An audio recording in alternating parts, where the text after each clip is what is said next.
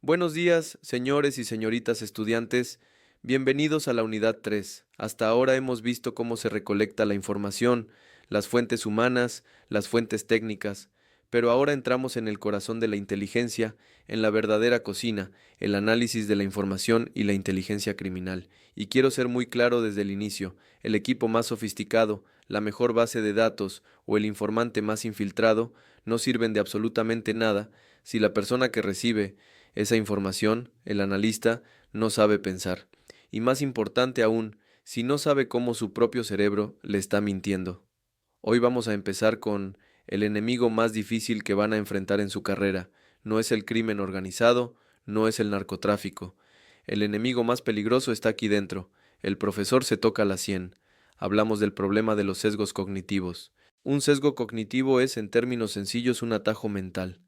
El cerebro humano está diseñado para tomar decisiones rápidas, no necesariamente correctas. Evolucionamos para sobrevivir, no para escribir análisis de inteligencia perfectos.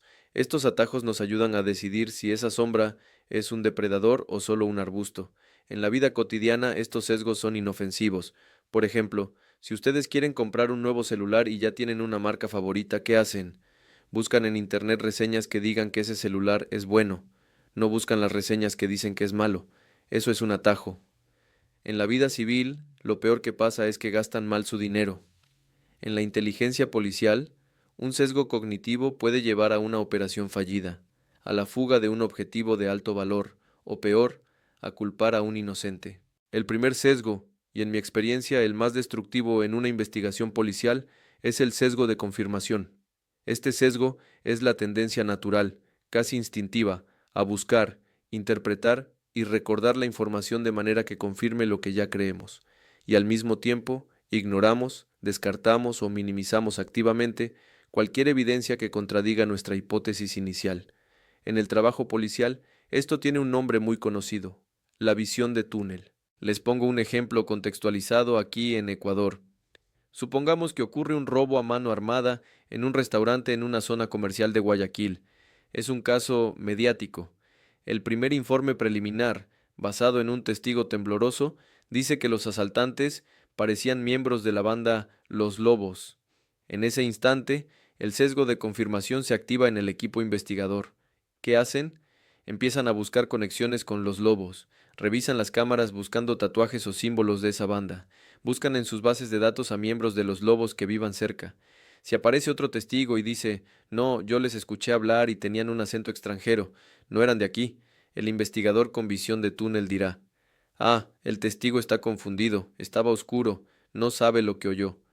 Ven cómo descarta la evidencia contradictoria y sobrevalora la evidencia que confirma su teoría inicial. Recuerdo un caso real hace unos años, investigando una serie de extorsiones, lo que ahora llamamos vacunas, a negocios en el sur de Quito.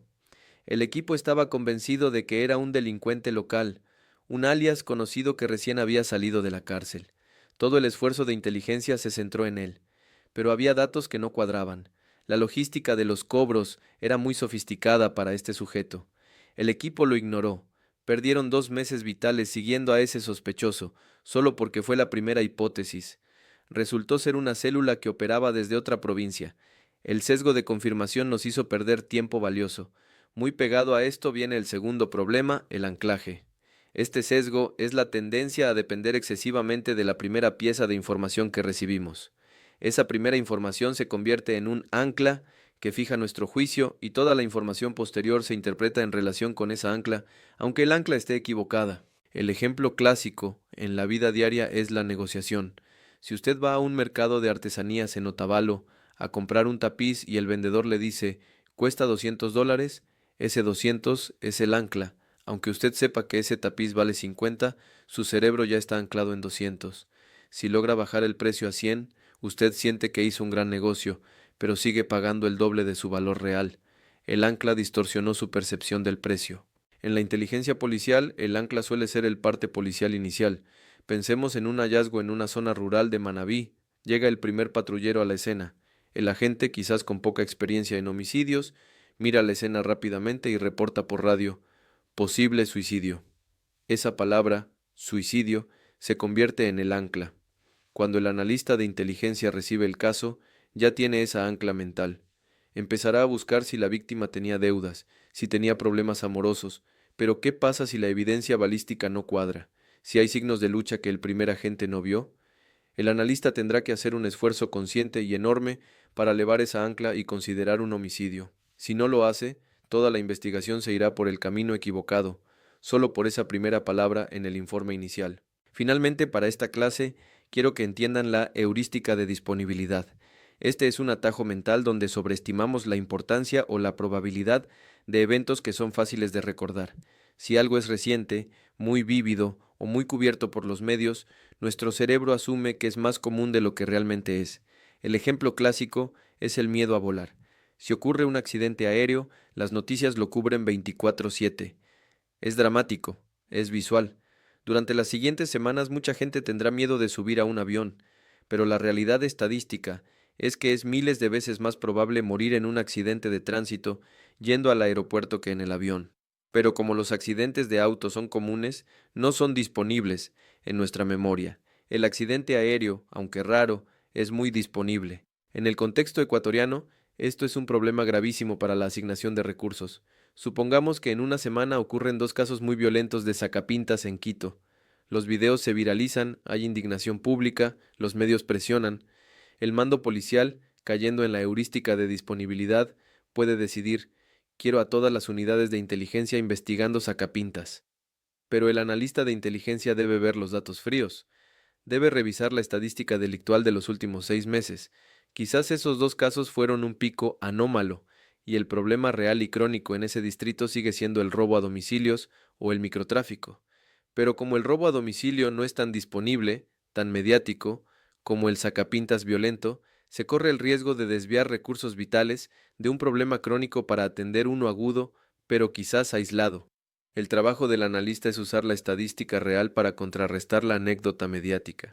Como ven, el sesgo de confirmación nos hace buscar la verdad que queremos, el anclaje nos ata a la primera información y la disponibilidad nos hace perseguir los eventos más ruidosos y no necesariamente los más importantes. Un buen analista de inteligencia no es el que sabe usar el software, es el que sabe dudar de sí mismo. Es el que se pregunta activamente: ¿y si estoy equivocado? ¿Qué evidencia estoy ignorando? ¿Estoy anclado al parte inicial o estoy reaccionando a la noticia de anoche? Saber que estos sesgos existen es el primer paso, pero no es suficiente. En la próxima clase vamos a empezar a ver el antídoto, las técnicas de análisis estructurado, TAE. Estas no son más que herramientas y procesos diseñados específicamente para forzarnos a pensar contra natura, para romper estos sesgos antes de que contaminen un informe de inteligencia del cual dependen vidas y recursos. Como ven, el sesgo de confirmación nos hace buscar la verdad que queremos, el anclaje nos ata a la primera información y la disponibilidad nos hace perseguir los eventos más ruidosos y no necesariamente los más importantes.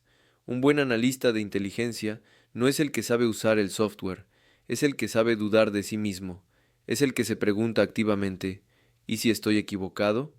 ¿Qué evidencia estoy ignorando? ¿Estoy anclado al parte inicial? ¿O estoy reaccionando a la noticia de anoche? Ahora, reconocer el sesgo, que es lo que hemos hecho hoy, es el primer paso. Pero les seré completamente honesto, es un paso insuficiente. Usted no puede simplemente decidir no tener sesgos. Es como decidir no tener hambre, es un impulso biológico. Su cerebro va a tomar estos atajos, es inevitable, especialmente bajo las condiciones en las que ustedes van a trabajar. Bajo presión, con tiempo límite y con información incompleta, que es la definición misma del trabajo de inteligencia policial en el día a día. Entonces, ¿cuál es la solución real? Si no podemos eliminar el sesgo, tenemos que construir un sistema, un proceso, que nos fuerce a ver más allá de él.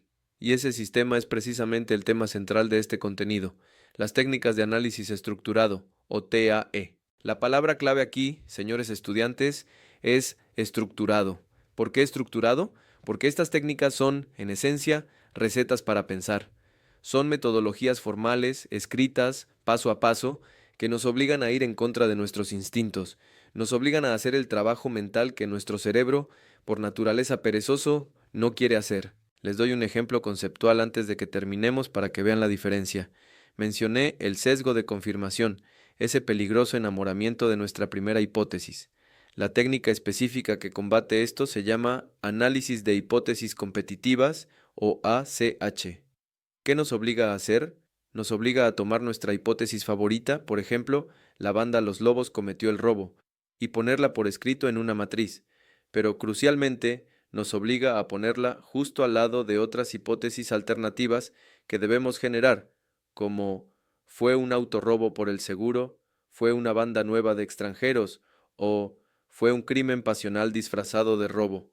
Luego, la técnica nos obliga a tomar cada pieza de evidencia que tenemos, la llamada, el video, el testigo, y calificar si esa evidencia es consistente, inconsistente o neutral con todas las hipótesis, no solo con la nuestra.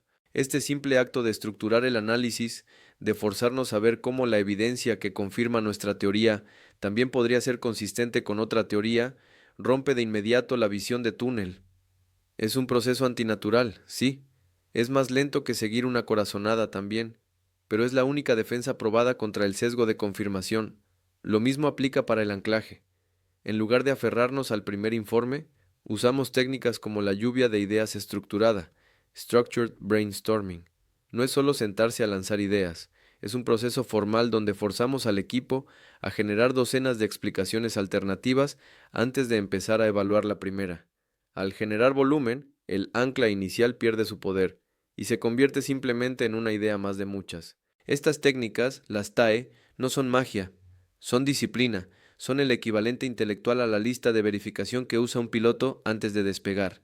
El piloto puede sentir que el avión está bien, que todo está en orden, pero la disciplina y el procedimiento le obligan a verificar los sistemas, uno por uno.